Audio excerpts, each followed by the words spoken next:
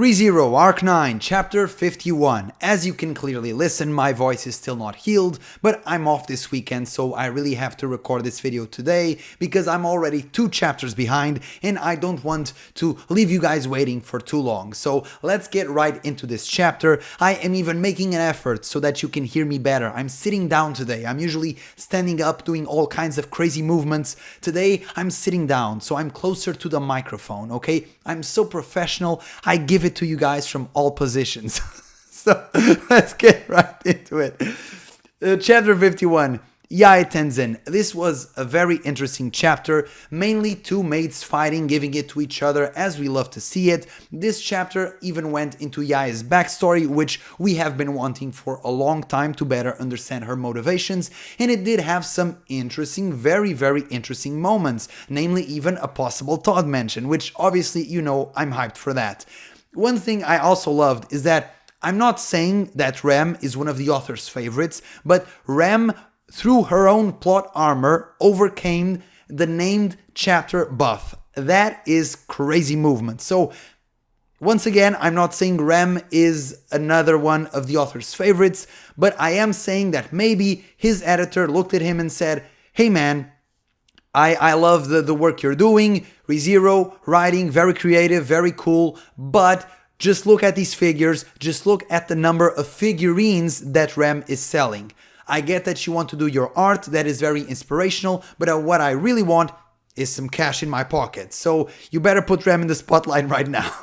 Conspiracy theories aside, I found it very funny that there was this theme of Yae being a prodigy, and the latest episode of Gachiakuta had a very similar character arc, so I just found that little bit of synchronicity kind of funny. But either way, this chapter was very revealing into Yae's character. She has always detested the special treatment that she got from being so talented, and I found this to be very curious, a very interesting quirk for her character, because it's not like she hates specialness for everybody necessarily. She doesn't mind it too much when it's directed towards other people, but when the compliments come her way, she sort of abhors it and really doesn't like it. And this comes up various times throughout the chapter and really brings the question if this is her true personality or as a sort of coping mechanism, because she's always been very stoic. She doesn't really show many emotions. She sort of just goes with the flow, even with the very intense and very hard ninja training program. By the way, what a ludicrous training program where they're just wasting human lives. This is such a cliche from anime and manga. I always find it so funny. Like, upper management would go crazy with the amount of human resources being wasted. But either way, this is Wallachia. They're kind of crazy. I can sort of just get over it. But even though the ninja training program is just so ludicrous, she has always had this vibe of just going with the flow and not reacting too emotionally to everything. And she was kidnapped when she was very young. She had no memories of her real family, which brings up the question even more of, is this all just a mask, a facade, a coping mechanism to deal with the trauma that she has had ever since she was very young? This idea that Yae's true personality is hiding behind this stoic mask is also reiterated by Priscilla, who is extremely instinctual. She can just read people in a heartbeat, and she just says this phrase out of nowhere to Yae. And I also like how awkward Priscilla can be in her own way, where everything will be silent and she will just say a single phrase that will question your whole existence, and then she'll just proceed like nothing ever happened. She knows what she's doing. Priscilla has always been quite a stir of the pot, which we love her for it. But really, I think this phrase really reinforces the idea that Yae is hiding and bottling up a lot of feelings inside her that may or may not overflow by the end of this arc, and let's see how her relationship develops with Al. I do think that there is a sort of balance between hate and love, and there's this feeling of fear that maybe is a repressed feeling of love that she just doesn't know how to manage because she has always blocked everything off. So I am very curious to see where they go with Yae and Al, if Al even survives Arc 9 or Arc 10 moving forward. And I'm really looking forward to see how they develop this, because I think, much like I said in a previous video, there are a lot of interesting pathways that Yae can go to, and all of them are super cool. So I'm really looking forward to see where her writing evolves. Another very curious thing about this flashback is that in that horrible ritual that they put Yae in, we see that Yae didn't really go out of her way to attack anyone. She sort of just defended herself against all of the assailants that tried to harm her, but she didn't really go out of her way to be evil and to attack the other ninjas. And I found that to be very curious because, as we've seen throughout Arc 9, Yae is very trigger happy. So it makes me question that maybe there was a bit of goodness, a bit of softness in Yae that was sort of beaten down over time, and she just became more and more entrenched in the shinobi ways, but she wasn't completely evil, and maybe even now she's not completely evil. She's just sort of been molded and been brainwashed by the shinobi ways, which makes her seem more cruel than she really is. There are many parallels between Rem and Yae, but one of the things that sort of always contrasted between the two is that Rem is very emotional, very impulsive. We've seen this since Arc 2, where she made some very questionable decisions, let's just put it that way. And Yae was always the more cool, calm, collected one. She was always very manipulative, very provocative. She was a rage baiter in today's slang. And here we see that throughout the fight, Yae gets progressively more emotional, which really turns her off her tempo and it arguably makes her lose the fight. And we see that this dread, as she calls it, this fear for Al, is also a sort of emotion. So we start to wonder if Yae at her core is also somebody who's very emotional, but she has always just repressed this. And maybe with Priscilla's comment and also Olbart perhaps noticed this in her. So it's a very interesting reveal for her character that makes her even more similar to Rem than it was initially thought. As an official member of the Todd fan club, I of course have to mention this, where the ninja that she saves says, my bad, and his overall demeanor and the very suspicious comment that Yae said that if she sticks with this guy, she'll be in trouble even though she's stronger than him, it all leads to believe that this ninja is in fact the GOAT himself, Todd Fang. In my opinion, this was a very fun way for the author to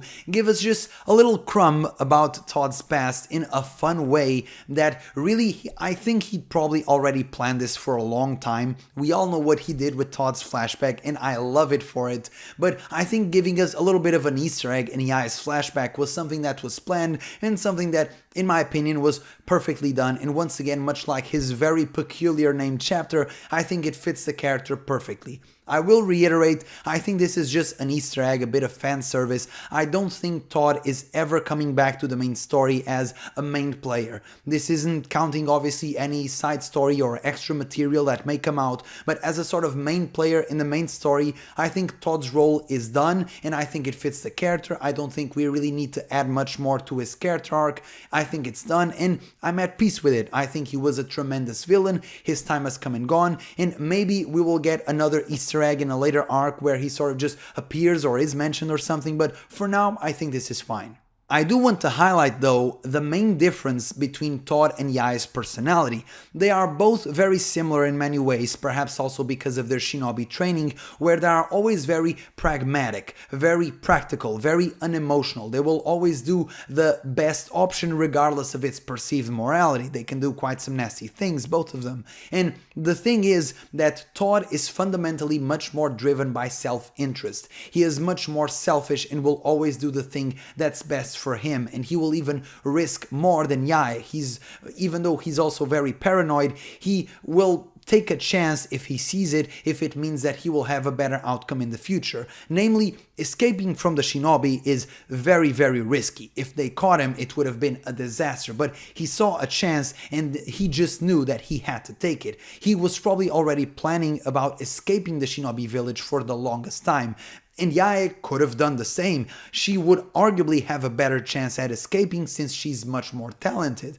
You can also argue the reverse. Since she's more valuable, they would probably go after her first. But either way, I think that there's a very fundamental difference where we see that Todd is very self-centered and will always do what's best for him, whereas Yae, once again, perhaps of the coping mechanism, a sort of more go-with-the-flow type personality that she sort of adhered to in the shinobi village. We see that she sort of just always goes with it. She didn't really make any effort to try and escape the shinobi village, even though we see that she likely could have, and she didn't really enjoy being there, but she stayed anyway. And I think that was a very crucial difference and a very good way to contrast both characters. When it comes to the relationship with Al, I also think that Todd would have reacted in a very, very different way from Yae. In fact, we almost had the confirmation for this, because in case you forget, in Arc 7, Todd did fight Al, and Al only won because he's a cheater, of course. My goat would have beaten him. But either way, we see that Yae gets very emotionally attached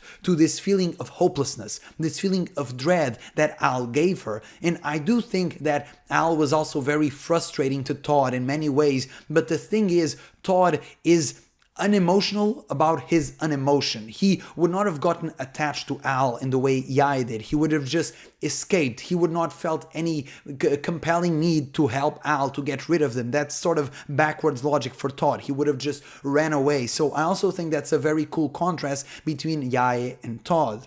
The Battle of the Maids was incredible, a continuation of the great battle that we had in the previous chapter, and even though I do like my multi-man, my tag matches, my handicap matches, I think the true beauty and almost the more narratively powerful battles are always the duel, the 1v1, and I think this battle was in fact super good, and it managed to highlight both characters even more. From a sort of archetype perspective, I think this battle is very well written. You have the more speedy, more skilled, more capable character in Yae, a sort of a ranger type if you were comparing to an MMORPG, but Yae isn't very strong or very robust. And meanwhile, we have the Berserk, Rem. She's more emotional, she's always going forward, she has health regenning, she's healing, she's very strong. One powerful move of hers can just knock out Yae in one attack. However, she is slower, she's not as skilled, not as capable, not as experienced, and overall has a lower battle IQ. So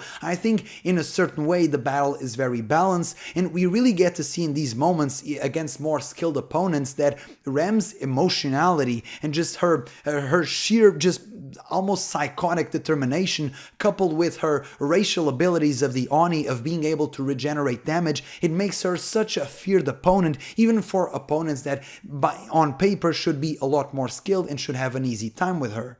To add to that, we also have to mention that Rem's Morning Star is super effective, as we say in Pokemon, against Yae, because she has to use almost all of her steel threads to defend against the Morning Star, boosted by Rem's Oni strength. And another thing that I think a lot of readers underestimate from what I read in the comments is that Yae is nowhere near her peak performance. She is nowhere near top form. She is tired, not rested, underslept, malnourished is what I'm going for. Undereaten would be another thing. But either way, she is very much tired. And yes, I do know this is a fantasy fictional series, and many characters have done things in this series that defy human logic and defy conventional human anatomy. I do understand that. But at the same time, I do think it is something that is very realistic for the characters to be tired, even if it's just from almost a narrative standpoint, to validate Otto's efforts, to show that despite it being not as powerful and not as significant in terms of combat power, Otto still greatly helped this surge and this battle against Al. So I do enjoy it a lot. I think a lot of readers were saying, if she's underslept, it doesn't really matter, she's a shinobi, but I do think it matters, and I do appreciate that little bit of realism in a series that sometimes has characters doing really crazy stuff. To me, this was one of the craziest moments in the battle when Yae tanks an attack from Rem. This is a move that was done by Garfield against Kafma, if I'm not mistaken. This is also something that is famous in many fictional series, namely Samurai Champloo, if you've ever seen that. But this was an incredible, stunning move for Yae to do, somebody who's always very pragmatic, and like I said, even in the archetypes of this fight, very averse to taking damage, because she has a much slimmer, weaker, less robust build. And so this was just such a crazy move that really sells her desperation and how tough of an opponent Rem is for Yae. Emilia's remote assist in this battle was also crazy, not only because it once again shows just how overpowered Emilia is, but also because it's a move that relies on a great deal of trust. She just sent a huge block of ice, trusting that Rem would survive. And I'll remind you that back in Arc 3, Emilia and Ram didn't necessarily hate each other or anything.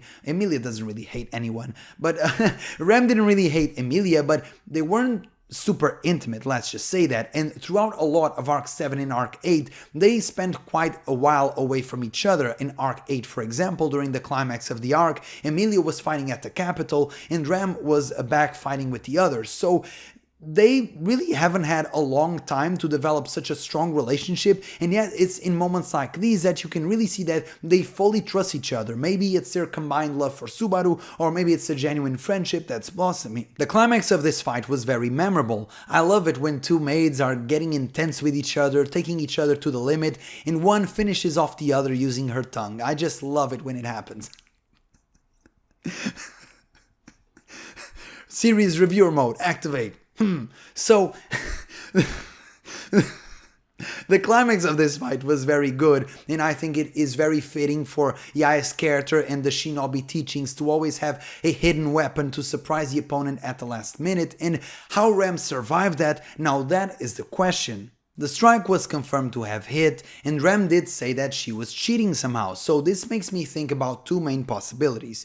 The first one being that she somehow learned the soul marriage technique from Priscilla, something that we saw all the way back in Arc 5, where she redirected the damage from various of Shirisu's attacks back to her objects that were given to her by her extensive list of husbands. And so this makes sense, except for the fact that Ram doesn't really have any objects that were given to her. The only main thing is the Morning Star, which they put some emphasis later on in the arc that Subaru spent a long time polishing the Morning Star and caring for it and loving it, so to speak. So it does make sense that it would be that, but the Morning Star was used in the final strike. It didn't shatter to pieces as I thought it would. So it makes me think maybe it wasn't the Morning Star, in which case, was it really the soul marriage technique? How did she use it? The other possibility was that she somehow used the authority of Melancholy or Tristitia, or however you want to say it. We've seen that somehow Petra can pay in advance or pay remotely because people that are still in the capital are paying the price for Petra to use her authority. So maybe she can also use it in advance or use it remotely on Ram somehow. This is all very puzzling. I think neither possibility really makes a lot of sense, but either she used the soul marriage technique or she used the authority of Melancholy to really sort of speed up her regeneration, so the sort of steel thread would be going through her neck but regenerating at the same time in a very creepy visual, but I guess it works. So let's see how she solved this situation, but she cheated somehow and I'm very curious to know how. And this was it for the chapter review. I have to stop very soon because my voice is almost fully giving out. So I hope you guys enjoyed this chapter. I think I will be moving forward with this format. It was decently well received in the previous video, and I do think it provides a lot more visual aid in case you're watching this video.